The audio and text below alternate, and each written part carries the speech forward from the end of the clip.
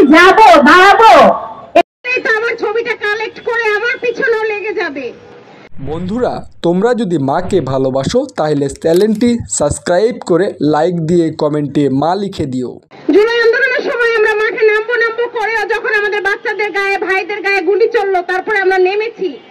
আমরা নামবো না জীবনকে ভয় পেতে পেতে আবার আমরা সাহসে সঞ্চার করে দাঁড়িয়েছি। আমরা জুলাই আন্দোলনের পথে ছিলাম, তখন আমরা মরতে গিয়েও বেঁচে গেছি। এখন আমরা বাঁচার স্বাদ নিব। আমাদের ভাইরা বন্ধুরা তারা বাঁচবে, কিন্তু এখনো আমাদেরকে মৃত্যু ভয় তারা করে বেড়ায়। আমি এখান থেকে বাসায় ফিরে যাবো কিনা, আমার পরিবারের লোকজনরা নিরাপদ থাকবে কিনা, আমাদের কোনো গ্যারান্টি নাই, এখনো নাই। কেউ কখনো সাধারণ জনগণের নিরাপত্তা দিতে পারে না, কোনোদিনও দিতে পারে না।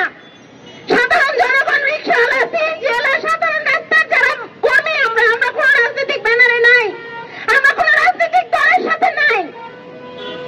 তাই বলে কি আমাদের জীবনের নিরাপত্তা কেউ দেবে না? কতবার আমাদেরকে মরতে হবে, কতবার মরতে মরতে বাঁচতে হবে বাংলাদেশে। আমরা চাইলে দেশ ছেড়ে চলে যেতে পারি, কিন্তু আমরা যাই না। আমরা এই দেশকে ভালোবাসি, এই দেশে থাকি, যারা এখানে কর্ম করে খায়, প্রতিদিন ছুটি, আমাদের পরিশ্রম দিন নুনান্ত পান্তা পুরায়, আমরা রাস্তাঘাটে চলি। আমাদের জীবনের নিরাপত্তা কেন কোনো সরকার দিতে পারে না? সরকার তার প্রয়োজনে সে মানুষকে খুন করেছে, গুম করেছে। তারা শুধু বলেছে যারা আওয়ামী লীগের শত্রু, জামাত, বিএনপি আরো যারা তাদের শত্রু, তারা শুধু তাদেরকে মারে, তাদের প্রতি তারা আর সাধারণ জনগণ খুব ভালো থাকে। কোথায় 6 বছর কি সাধারণ জনগণ ভালো ছিল? নিরপরাধ অনেক মানুষকে তারা হত্যা করেছে, গুম করেছে, খুন করেছে তাদের সক্ষমতাকে টিকে রাখার জন্য।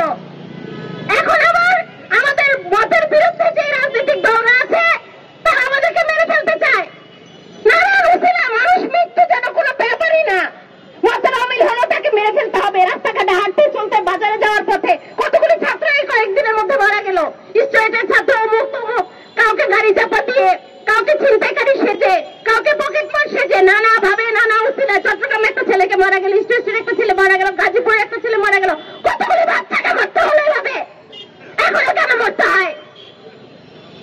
আইন কি করে, পুলিশ কি করে? কেন আমার লোকের নিরাপত্তা নেই? এখানে একটা ছিনতাই যদি হয় রাত 12টার সময়, তাহলে তাকে বাঁচাতে কেউ এগিয়ে আসে না। কালকে একটা নারীর ভিডিও দেখলাম, সে ছিনতাইকারীর সাথে ধস্তাধস্তি করেছে, মানুষ ভিডিও করেছে, দেখছে, কিন্তু কেউ এগিয়ে যাচ্ছে না। এইভাবে এগিয়ে যেতে যেতে আমাদের প্রত্যেকের গায়ের উপরে আসে। আমাদের সাংবাদিক ভাইরা কি নিরাপদ? বলেন আপনারা নিরাপদ? আপনারা রাত 12টায় 2টা নিউজ কভারেজ করে কি নিশ্চিন্তে বাসায় ফিরতে পারেন? ছিনতাইকারী বেশি আপনাদেরকে খুন করা হয়। আপনি যদি কারো মতের বিরুদ্ধে নিউজ করে থাকেন, আপনাকে মেরে ফেলা হবে কালকে, পরশু। আপনার সন্তান, আপনার স্ত্রী, সবাই আপনাকে হারাবে।